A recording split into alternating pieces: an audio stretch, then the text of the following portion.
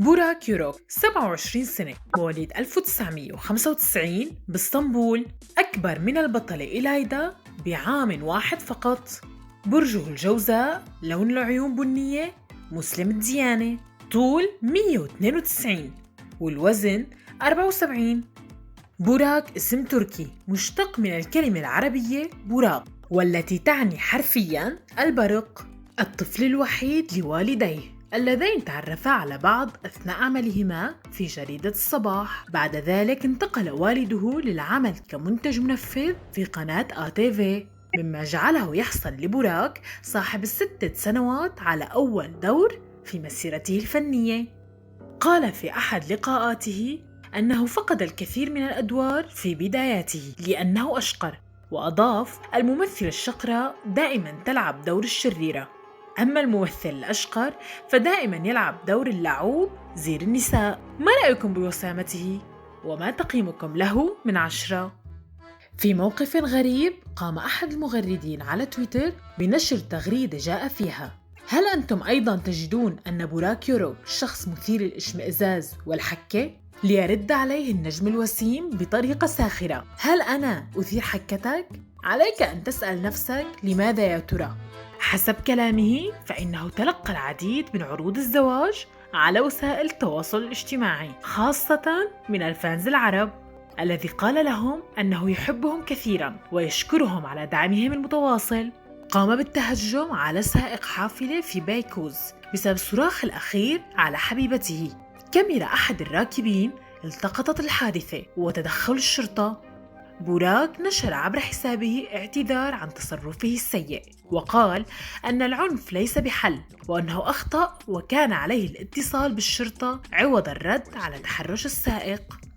كان من الممثلين الأتراك القلائل الذين تحدثوا عن استشهاد الصحفية الفلسطينية شيرين أبو عاقلة.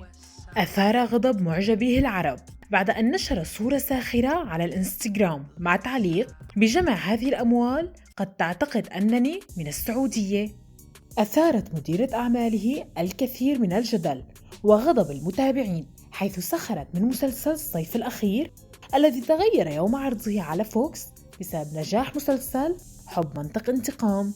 اشتكى المتابعون أيام تصوير مسلسل حب منطق انتقام من أن بوراك وميليسا دونجل ازدادت مدة ظهورهم على حساب البطلين بورج وإلهان، مما جعل الإنتاج يتخلى عنهم من أجل تغيير مجرى القصة للتركيز على شخصيتي إسراء وأوزان. كان طرفاً في البث الحي المثير للجدل مع داملا يلماز أيام تصوير مسلسل السد، حيث غيرت الأخيرة تعبير وجهها بطريقة غريبة لأنها اعتقدت أن البث انتهى.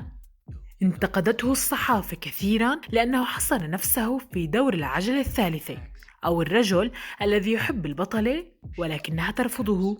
في موقف طريف يبين كيف أن المنتجين يتعمدون صناعة ثنائية الوهم للترويج لمسلسلاتهم. طلب بوراك من الصحفيين عدم تصويره مع فتاة كانت تسهر معه لأن الأمر سيضره، كونه سيبدأ في تصوير مسلسل جديد مع بيران داملا يلماز. يرى متابعوه أنه كان بينه وبين المغني الكندي الشهير جاستن بيبر شبه واضح. ما رأيكم أنتم؟ كان من الممثلين الأتراك الذين أصيبوا بفيروس كورونا.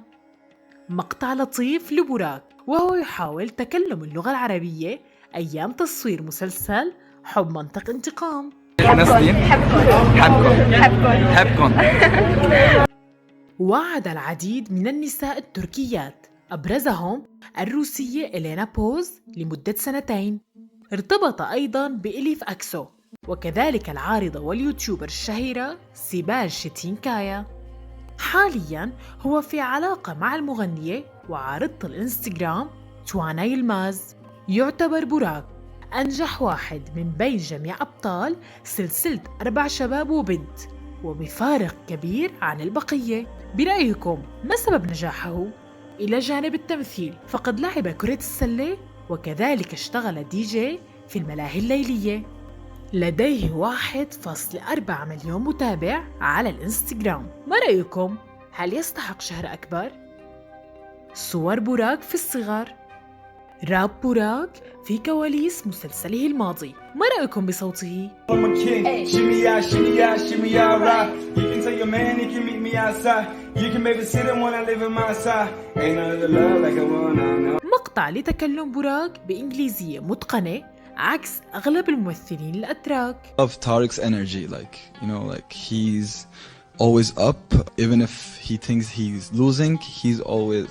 فعاليات الفيديو، الوسامة لمين والتمثيل لمين؟ بين بوراك وإلهان شان، أي ممثلة شاركت مع بوراك تفضلون؟ وتعتقدون أن التناسق والكيمياء بينهما جيد جداً؟ أي شخصية قام بوراك بتجسيدها تفضلون؟ شارك في مسلسلات 20 دقيقة، تحمل يا قلبي، الحب الأول، حكايات جدي كوركوت، أحببت ذلك كثيراً، سد، وعشق منطق انتقام. لديه شركة لتصميم القمصان والهوديز، الشركة لديها فرع في ألمانيا أيضاً. درس التمثيل في أكاديمية أوتوزبيش بوشوك. بالإضافة إلى ذلك درس وتخرج من قسم المسرح بجامعة بيكانت.